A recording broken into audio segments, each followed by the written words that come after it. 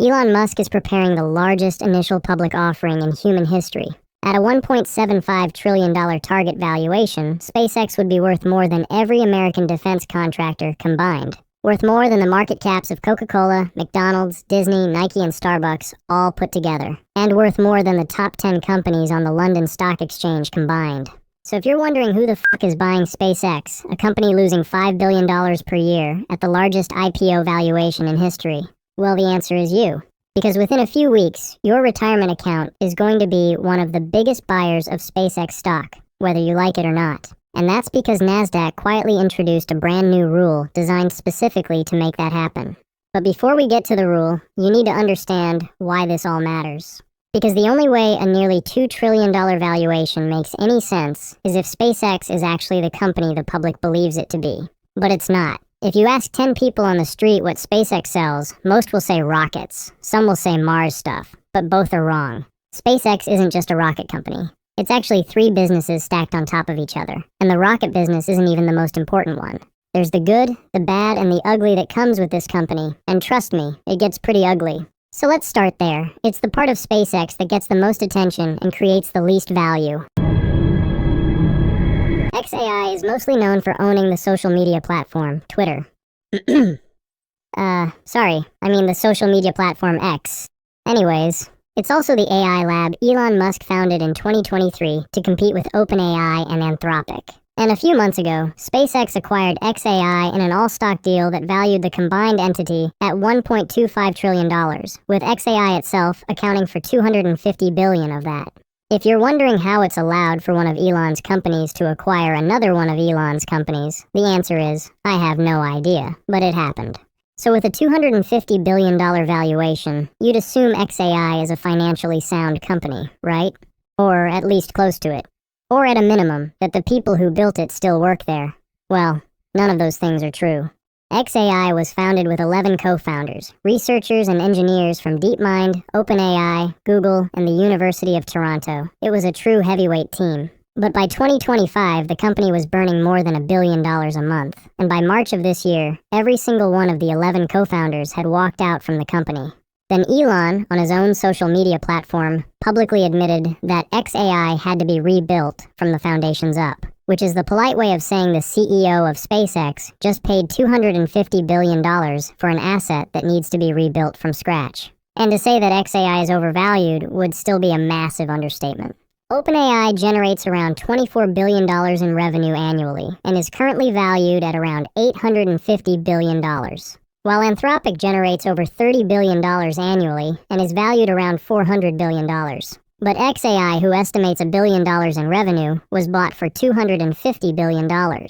So the market is pricing XAI like it's Emirates, but in reality it's more like Spirit Airlines. I like to look at XAI as the reverse Jerome Powell piece of SpaceX. Instead of printing cash, it burns whatever cash the rest of the business generates. But it's also only one of the 3 businesses inside SpaceX. The other 2 businesses are the ones actually doing the work. But before we get to the crown jewel, let's start with the one that gives the company its name. This is the part most people picture when they hear the name SpaceX. It's the rocket business. It launches things into orbit, satellites for the US government, cargo to the International Space Station, crewed missions for NASA, and a lot of other satellites, which we'll get to in a minute. And the rocket business at SpaceX generated roughly $4 billion in revenue last year, which may sound impressive until you compare it to the $2 trillion valuation. Then, it suddenly doesn't sound impressive at all. Especially when you realize the rocket business represented only about a quarter of SpaceX's total revenue last year.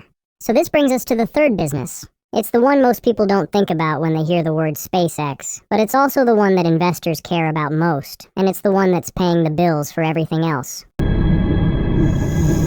This is the crown jewel of SpaceX. Starlink is a satellite internet provider. It's the answer to the question, what if Comcast, but in space? Which sounds like the kind of thing a venture capitalist tweets at 3 in the morning, except in this case, Elon actually built it.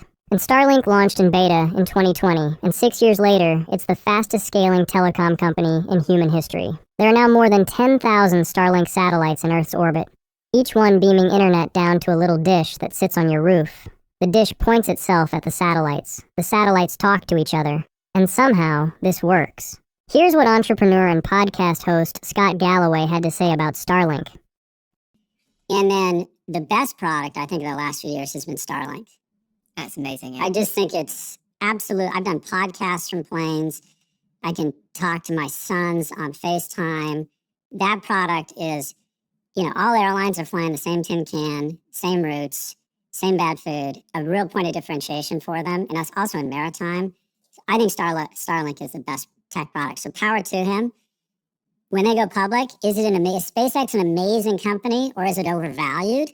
The answer is yes. Two can be true at the same time. Starlink has now grown to over 10 million active subscribers in roughly 150 countries. And in 2025, Starlink alone brought in $11.4 billion in revenue, which is roughly 61% of SpaceX's total revenue for the year.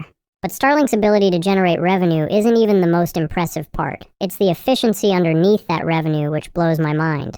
2 years ago, Starlink's profit margins were about 41%. This year, it's now 63%, which means Starlink added over 20 points in margin expansion in just 2 years. So yeah, the margins aren't just good, they're also accelerating. And Starlink isn't just for consumer internet either. There's a maritime version that ships and yachts use, an aviation version that commercial airlines have started to roll out, and a classified defense version called Starshield with contracts at the National Reconnaissance Office and the Pentagon. So this is the real SpaceX. It's a satellite internet provider that prints cash, a rocket business that's doing pretty good, but is valued like it's already colonized Mars, and after the February merger, an AI lab that lights roughly $1 billion a month on fire. And in 2025, Starlink and the rocket business brought in roughly $8 billion in profits, which sounds great, until you remember XAI showed up to ruin the party. Because the consolidated company of SpaceX, which also now includes XAI, ended up losing nearly $5 billion last year on roughly $18.5 billion in revenue. So let's go back to the question from earlier. Who the fuck is buying SpaceX at a $1.75 trillion valuation? And our answer to this question from earlier still stands. It's you. And this is where the real story for the SpaceX IPO actually is. It's not about rockets. It's not about magic satellites in space. It's about the financial system changing the rules right before the biggest IPO in market history. Because on May 1st of this year, Nasdaq adopted something called the Fast Entry Rule. And with SpaceX reportedly targeting a June date for their initial public offering, the timing for this new rule is extremely convenient.